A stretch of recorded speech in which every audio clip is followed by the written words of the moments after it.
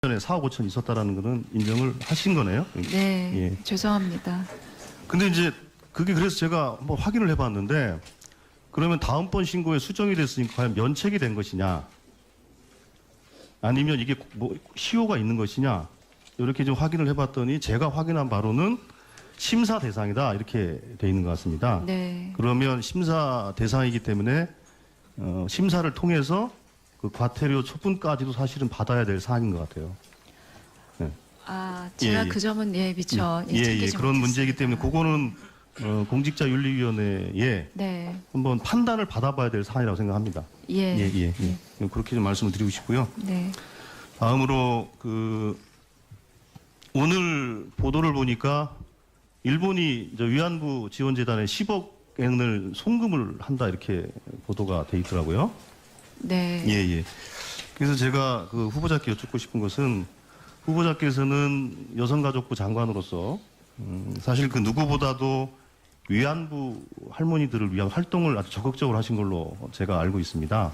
뭐 2014년도에는 프랑스 앙골렘 만화 페스티벌 가셔가지고 그 만화 전시회도 같이 하시고 그러면서 이제 당시에 위안부 기록에 대한 세계 기록유산 등재도 여러 번 또 말씀도 하셨고 또 문화재청과 또 협의도 또 하신 걸로 알고 있습니다.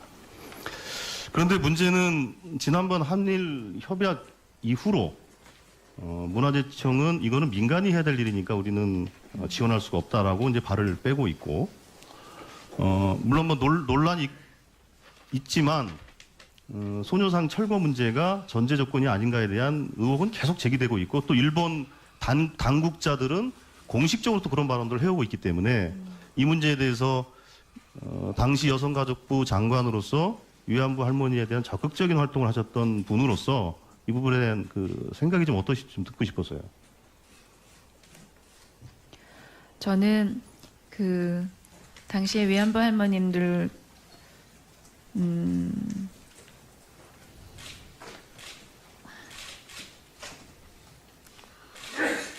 그럼 뭐 나중에 저 답변해 주시죠. 나중에 답변해 주시고요. 예.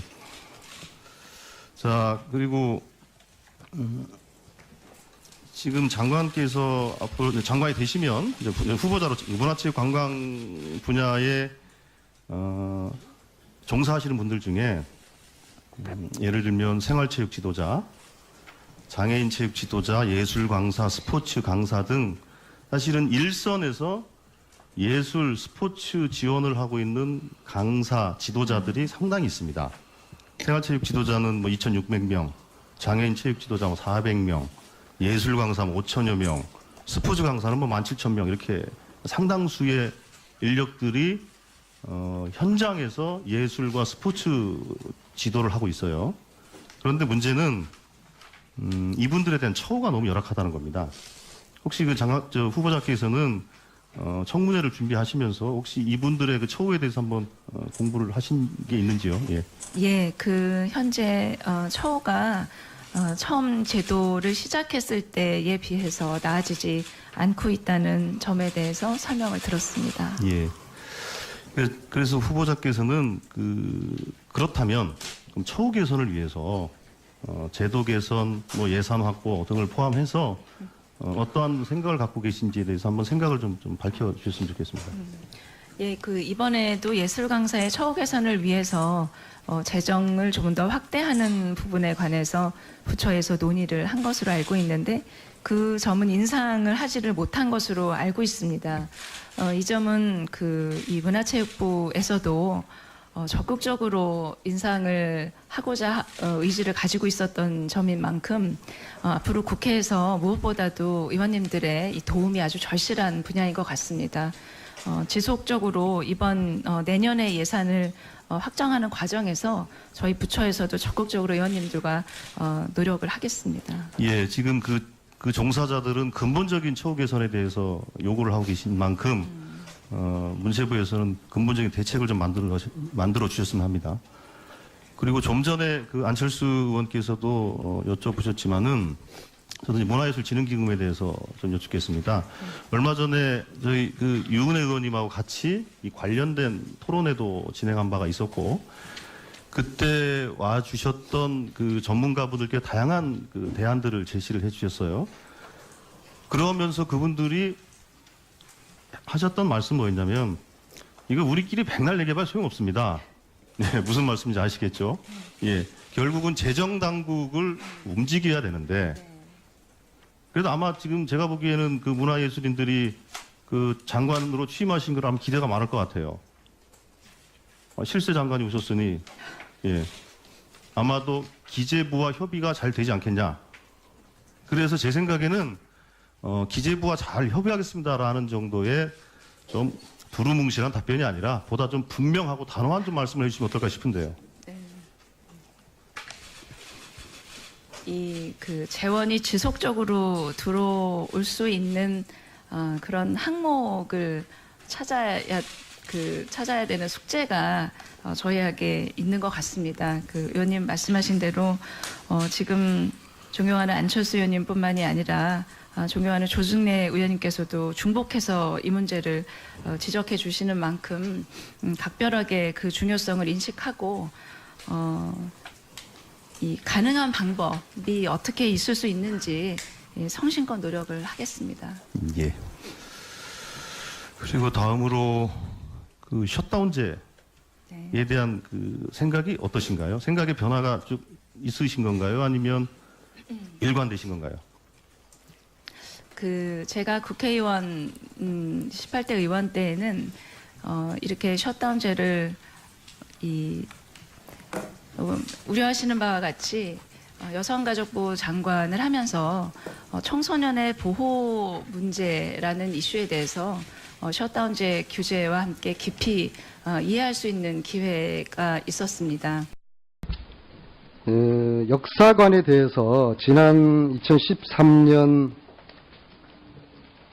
청문회 때 5.16이 혁명입니까? 구테타입니까? 라는 질문에 어떻게 답변했는지 기억나십니까? 제가 그런 평가를 할 만큼 공부가 되어 있지 않다. 아니, 그때 공부 안 됐으면 지금 4년 지났으면 공부하실 수 있는 시간이 있었을 것 아닙니까? 머리도 좋으신데. 지금도 공부가 안 됐습니까? 이거는 뒤에서 넘어오는 답변지에 의존할 게 아니죠. 지금도 공부가 안 됐습니까? 저는 5.16의 공과에 대해서는 아직도 역사적인 평가가 계속된다고 그러니까 더 공부를 하셔야 생각하고 됩니까? 이 부분에 대해서? 대법원과 헌법재판소에서 군사정변이라고 알겠습니다. 표현되어 있는 네. 것은 알고 있습니다. 알겠습니다. 한일 간 위안부 합의에 대해서는 어떻게 생각합니까? 여러 가지 종합적인 면을 고려한 고심에 찬 결정이 아니었나 하고 생각하고 있습니다. 그 올바른 결정이었다는 말씀을 그렇게 표현하신 걸로 봐도 됩니까? 자, 후보자가 서면 답변에서 한일 양국이 후속 조치를 충실하게 이행해야 된다고 답변을 했는데요. 그러면 소녀상도 철거해야 되겠네요. 소녀상의 철거 문제는 정부가 결정할 일이 아닌 것으로 알고 있습니다. 소녀상 철거에는 동의하시나요? 저 개인적으로는 동의하진 않습니다. 또 정부가 알겠습니다. 결정할 문제도 아니라고 생각합니다. 자, 그럼 후보자는 1948년 정부 수립일을 건국절로 하자는 주장에 대해서는 동의합니까? 1998년에 김대중 대통령님께서 건국 50주년이라는 말씀을 광복절 축사에서 하셨듯이 건국이라는 용어는 여러 면으로 사용되어 왔다고 생각합니다. 건국이라는 용어를 쓴다고 해서 우리가 임시정부의 법통을 경시하는 것은 아니라고 생각을 합니다. 자, 1948년 건국절 주장하는 것은 독립운동을 부정하는 거라는 역사가들의 주장에 대해서는 어떻게 생각합니까? 최근에 제가 이 문제에 대해서 읽은 컬럼 중에 마음에 와닿았던 구절이 하나 있습니다. 대한민국은 임시정부를 통해서 잉태되고 1948년 8월 15일에 탄생했다라는 구절이 굉장히 그 역사 지식이 깊지 않는 저로서도 마음에 와닿는 표현이었는데, 그런 만큼 건국절의 문제는 국회에서 국민들의 의견과 함께 논의해 주실 문제라고 생각을 하고 건국에 대해서는 방금 드린 답변으로 제 그 의견을 말씀드리겠습니다. 영토가 없었기 때문에 건국적이 아니라는 주장에 대해서는 글쎄 건국의 개념을 나라의 개념을 어떻게 봐야 하느냐에 관해서 여러 가지 학문적인 의견은 있는 것 같았습니다. 근데 제가 학자가 아닌 바에야 방금 말씀드린 대로 잉태되고 탄생했다라고 하는 그런 상식적인 역사적인 평가가 제가 지금 가장 공감을 하고 있는 그런 평가입니다. 이렇게 답변하시면은 대변이 아니고 과대 여자, 박근혜 대통령과 가까운 과대 여자라는 그런 특징을 갖고 계신데 과대 여자를 스스로 부정하시거나 피해가시는 거예요. 정정당당하게 대통령의 입장과 논리를 이 자리에서 이야기를 해 주셔야 되는 거 아니겠습니까? 저는 대통령이 지금 후보자를 지금 처우가 처음 제도를 시작했을 때에 비해서 나아지지 않고 있다는 점에 대해서 설명을 들었습니다. 예. 그래서 후보자께서는 그렇다면 그럼 처우 개선을 위해서 제도 개선, 뭐 예산 확보 등을 포함해서 어떠한 생각을 갖고 계신지에 대해서 한번 생각을 좀 밝혀주셨으면 좋겠습니다.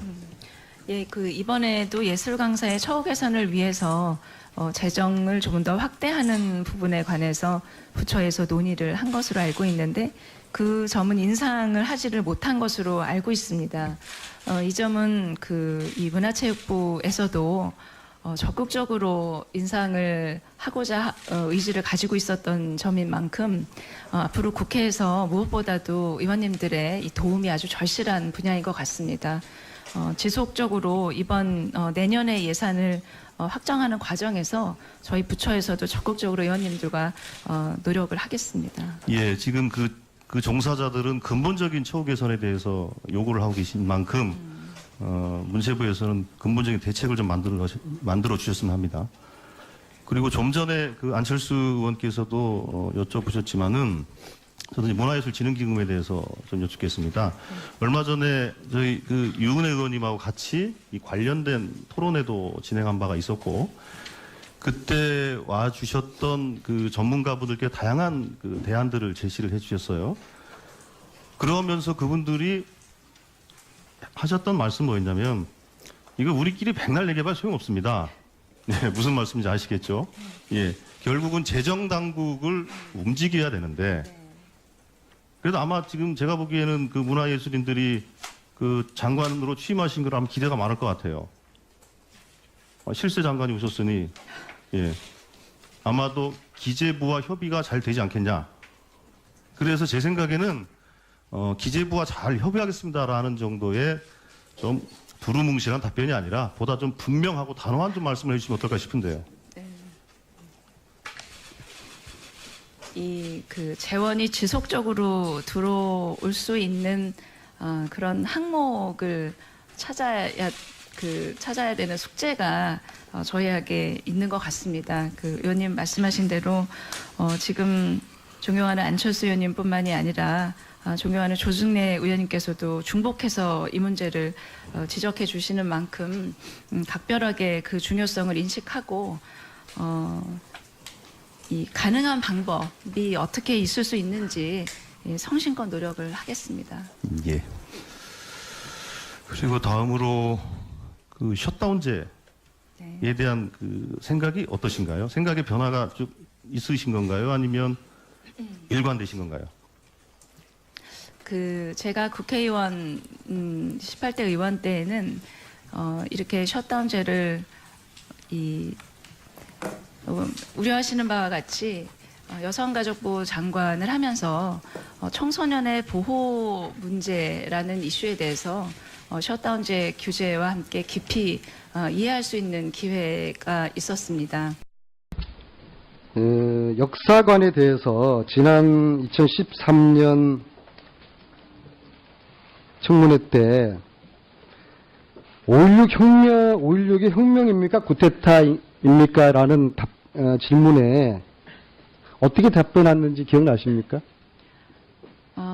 제가 그런 평가를 할 만큼 공부가 되어 있지 않다. 아니 그때 공부 안 됐으면 지금 4년 지났으면 공부하실 수 있는 기회 시간이 있었을 것 아닙니까? 머리도 좋으신데 지금도 공부가 안 됐습니까? 아이들은 뒤에서 넘어오는 답변지에 의존할 게 아니죠. 지금도 공부가 안 됐습니까? 저는 5.16의 공과에 대해서는 아직도 역사적인 평가가 계속된다고 그러니까 더 공부를 생각을 하셔야 하고 됩니까? 이 부분에 대해서? 대법원과 헌법재판소에서 군사 알겠습니다. 정변이라고 알겠습니다. 표현되어 있는 네. 것은 알고 있습니다. 알겠습니다. 한일 간 위안부 합의에 대해서는 어떻게 생각합니까? 여러 가지 종합적인 면을 고려한 고심에 찬 결정이 아니었나 하고 생각하고 있습니다. 그 올바른 결정이었다는 말씀을 그렇게 표현하신 걸로 봐도 됩니까? 자, 후보자가 서면 답변에서 한일 양국이 후속 조치를 충실하게 이행해야 된다고 답변을 했는데요. 그러면 소녀상도 철거해야 되겠네요. 소녀상의 철거 문제는 정부가 결정할 일이 아닌 것으로 알고 있습니다. 소녀상 철거에는 동의하시나요?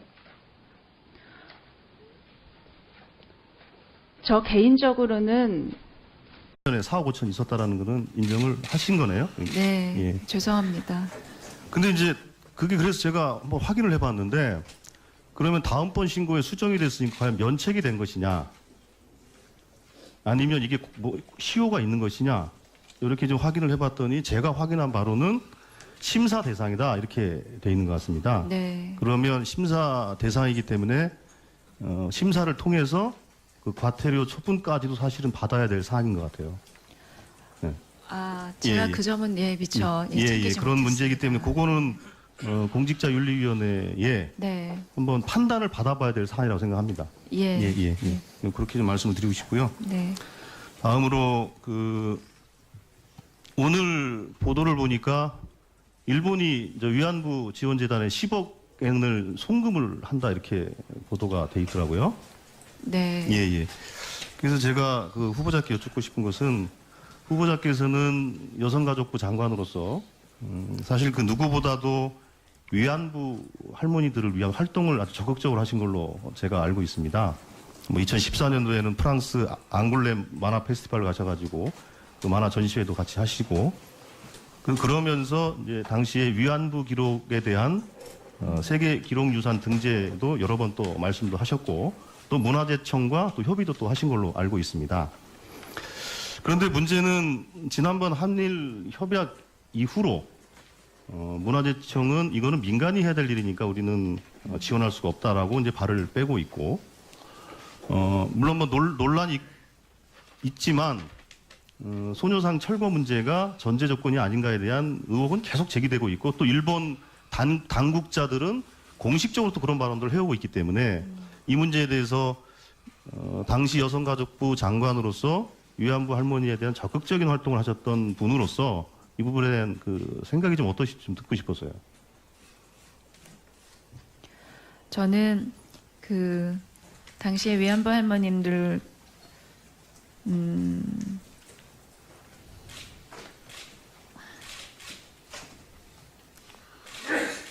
그럼 뭐 나중에 저 답변해 주시죠. 나중에 답변해 주시고요. 예. 자, 그리고 지금 장관께서 앞으로 장관이 되시면 이제 후보자로 문화체육관광 분야에 종사하시는 분들 중에 예를 들면 생활체육 지도자, 장애인 체육 지도자, 예술 강사, 스포츠 강사 등 사실은 일선에서 예술, 스포츠 지원을 하고 있는 강사, 지도자들이 상당히 있습니다. 생활체육 지도자는 2,600명, 장애인 체육 지도자 400명, 예술 강사 5천여 명, 스포츠 강사는 17,000명 이렇게 상당수의 인력들이 현장에서 예술과 스포츠 지도를 하고 있어요. 그런데 문제는 이분들에 대한 처우가 너무 열악하다는 겁니다. 혹시 후보자께서는 청문회를 준비하시면서 혹시 이분들의 그 처우에 대해서 한번 공부를 하신 게 있는지요? 예. 예, 그 현재